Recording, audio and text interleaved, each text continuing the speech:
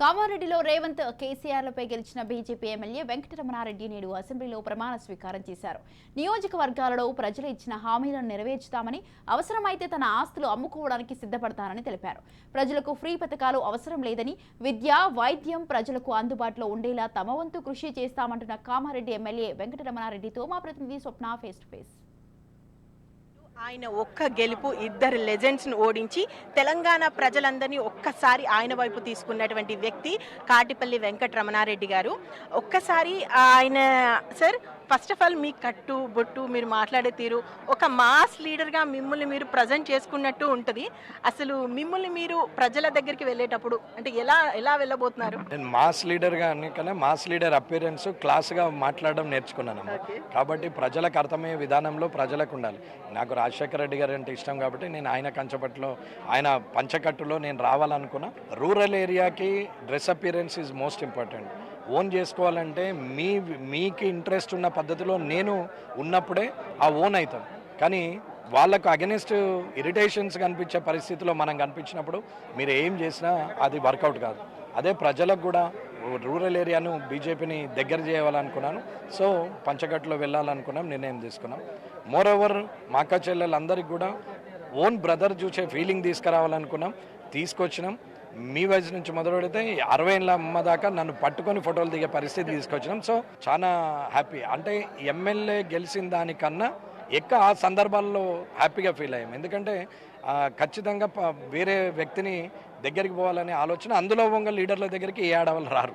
కానీ అటువంటిది ఇవాళ అక్క చెల్లె అనుకుంటా మాట్లాడేసరికి అన్న అని చెప్పి దగ్గర దాకా వచ్చి దిగినటువంటి వాళ్ళు 15 ఏళ్ళ పాప నుంచి మొదలు పెడితే 60 ఏళ్ళ అమ్మ దాకా కూడా ఓన్ కొడుకు అనుకున్నారు, ఓన్ బ్రదర్ అనుకున్నారు. ఆ రిలేషన్ మెయింటైన్ చేసాం, నమ్మకాన్ని పెట్టినాం. డబ్బు మద్యం అనేది పనిచేయదు అని చెప్పినాం, వ్యక్తిత్వం అని చెప్పినాం, క్యారెక్టర్ ఇంపార్టెంట్ అని చెప్పినాం.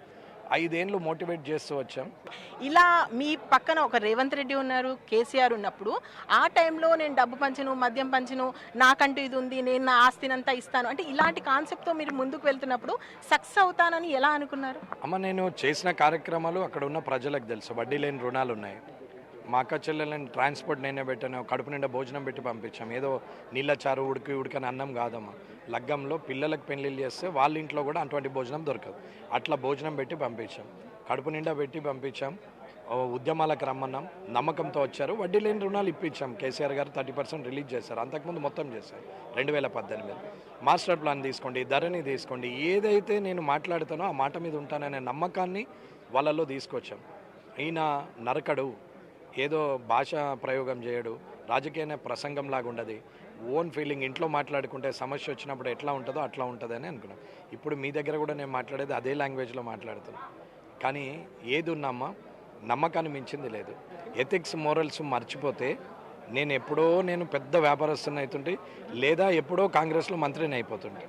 ఎప్పుడో, ఇప్పుడు కాదు, అది 2004, 2008, 2009లోనే అయిపోతుంది.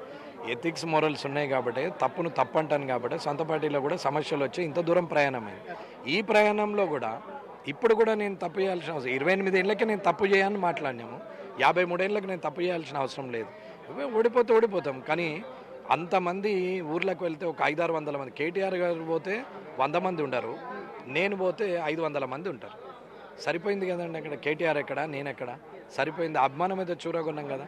ఓడిపోతుండొచ్చు, ఏముందిలే అనుకున్నాం. 29th నాడు 2 సినిమాలు చూసినాం, ఓటీటీలో స్థిరంగా పడుకున్నాం. 9:30కు 30 నాడు పోయినాం, 9:30కు ఓటేసినాం. అట్లా 1 o'clock వరకు తిరిగి వచ్చినాం. మళ్ళీ టైగర్ నాగేశ్వరరావు సినిమా చూసుకుంటూ కూర్చున్నాం. బీజేపీ పార్టీ ఒకటి చెప్తుంది, మా పార్టీలో ఒక కార్యకర్త కూడా ప్రధాని కాగలడు, ఒక్కసారి పట్టుదలతో పని చేయగలిగితే మేము పట్టం కడతామని బీజేపీ పార్టీ చెప్తుంది. మీరేమో ఆ నియోజకవర్గంలో గట్టిగా ఉండి స్థానికంగా బలంగా ఉన్నారు, పోరాడారు, అంటే 1-to-1 ప్రజలతో టచ్లో ఉన్నారు. అది ఏమైనా మీ గెలుపుకు కారణం అనుకోవచ్చా? అంటే ఏ విధంగా, అంటే మీ గ్రౌండ్ ఎలా ప్రిపేర్ చేసుకున్నారా? నేను చెప్పాను కదమ్మా, 1-to-1 టచ్లో ఉంటేనే ఆ నమ్మకం వచ్చిందని. ఇప్పుడు నేను మాట్లాడే పద్ధతి నన్ను మళ్ళీ మీకు రిమెంబర్ చేస్తుంది. కానీ ఇరిటేషన్ చేస్తే కూడా రిమెంబర్ చేస్తుంది. కానీ దీనికి రెండింటికి తేడా ఉంది. అదేమో స్మైలింగ్ ఫేస్ ఉంటుంది, ఇష్టం లేకపోతే కనుబొమ్మలు ముడేసి మాట్లాడతాం. మా అక్క చెల్లెలందరూ మంచిగా స్మైల్ చేసుకుంటేనే వచ్చి మాట్లాడిన వాళ్ళు ఉన్నారు కాబట్టి గెలుస్తాను నమ్మకం ఉండే. ఖచ్చితంగా డబ్బు మద్యం పంచనని చెప్పాం. ప్రతి స్పీచ్లో 140 స్పీచ్లు ఇస్తే 140 స్పీచ్లు అదే చెప్పాం. నేను ఏదైతే మీడియాలో మాట్లాడానో, ఏదైతే ఇంటర్వ్యూలలో చెప్పానో, ఏ వర్డ్ కూడా పొల్లు పోకుండా అక్కడ చెప్పింది ఇక్కడ చెప్పింది same. Final question sir, BJP LP మీకు ఇస్తారని చర్చ అయితే నడుస్తుంది. ఒకవేళ తీసుకుంటారా, ప్రతిపక్షంగా పోరాటం చేస్తారు? అమ్మ, పార్టీ ఏ నిర్ణయం తీసుకున్నా నేను ఒప్పుకుంటా, దానికేమి అడ్డం పోయేది లేదు. వేరే వాళ్ళకి ఇచ్చినా నేను కోఆపరేట్ చేస్తాను. కానీ నా బిగ్ టాస్కే అవినీతి రహిత నియోజకవర్గం. మనం ఏదైతే మేనిఫెస్టో పెట్టినో అది దేశమంతా ఉండాలని కోరుకుంటున్నాం, నాట్ ఇన్ తెలంగాణ. ఏ దేశంకి వెళ్ళినా ఇవి రెండు ఫ్రీ ఉంటాయమ్మా. కాబట్టి ఏమీ లేదు, ఎల్పీ లీడర్కి ఇస్తే చేస్తాము, అది పార్టీ ఆదేశిస్తే. లేదంటే నాకున్న టాస్కే పెద్దది, దాన్ని రోల్ మోడల్గా చేయాలనుకున్నాం. నాకే 24 గంటలు ఆ భగవంతుడు ఇచ్చిండు, సరిపోతుందా లేదా అని భయంలో ఉన్నాం. ఇంకా అదనంగా వర్కులు చేసేంత ఓపిక కూడా లేదు. కాబట్టి ఇప్పుడు ఎల్పీగా చేస్తే వెంకటరమణారెడ్డికి పేరు వస్తుండొచ్చు, కానీ రోల్ మోడల్గా ఆ కాన్స్టిట్యున్సీని చేస్తే దేశంలో ఉన్న 130 కోట్ల 140 కోట్ల మందికి ఇలా ఉపయోగం అవుతుంది అనేది ఒక ఆలోచన. రాజకీయాలకు సంబంధించి నా నియోజకవర్గాన్ని చూసి మిగతా నియోజకవర్గంలో ఉన్న ఎమ్మెల్యేలకు కూడా ఇన్స్పైర్ అయ్యేలాగా నా నియోజకవర్గాన్ని నేను అభివృద్ధి చేస్తానన్నారు. చూద్దాం, మరి ఇప్పుడే స్టార్ట్ చేశారు, ఈ 5 సంవత్సరాల్లో తెలుస్తుంది తాను అన్నటువంటి మాటల మీద వెంకటరమణారెడ్డి ఎంతవరకు స్టాండ్ అయి ఉంటారు. వీడియో జర్నలిస్ట్ భరత్తో స్వప్న, రాజ్ న్యూస్, హైదరాబాద్.